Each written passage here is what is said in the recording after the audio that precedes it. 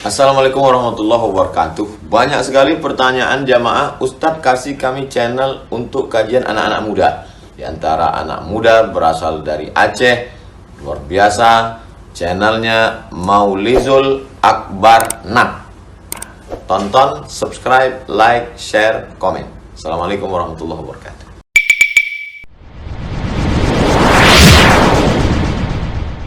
Harta dari usaha yang bentuknya jasa, bukan jual barang tapi jual jasa. Termasuk hari ini kan rata-rata pekerjaan kita jual jasa, Pak. Rata-rata PNS hari ini kan bekerja menjual jasa. Nah, dapat penghasilan dari jual jasa, atau kita menawarkan apalah, sewa rumah, macam-macam. Lalu ada keuntungan kalau sudah memenuhi dua syarat, yaitu sudah sampai nisab. Nisabnya dikiaskan ke nisab emas 85 gram emas setelah mengeluarkan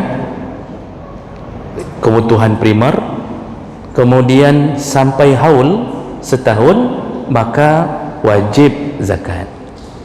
Wajib zakat, karena itu termasuk zakat perdagangan yang model sewakan rumah. Zakat itu bergerak ketika harta itu sudah mulai bergerak. Kita punya 1000 rumah, tidak satu pun kita sewakan.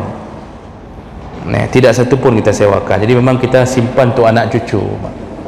Nah, jadi dia enggak menghasilkan. Terkena zakat tidak? Tidak. Kita punya 3 mobil dalam garasi. Harga mobil sudah 1 M lebih. 3. Kena zakat tidak? Tidak. Tapi ketika harta itu mulai bergerak menghasilkan, di situ mulai bicara masalah zakat. Rumah mulai disewakan.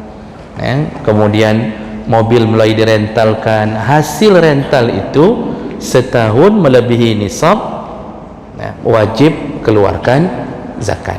Jadi tetap terkena zakat bagi usaha walaupun bentuknya jasa. Itu tetap masuk dalam zakat perdagangan.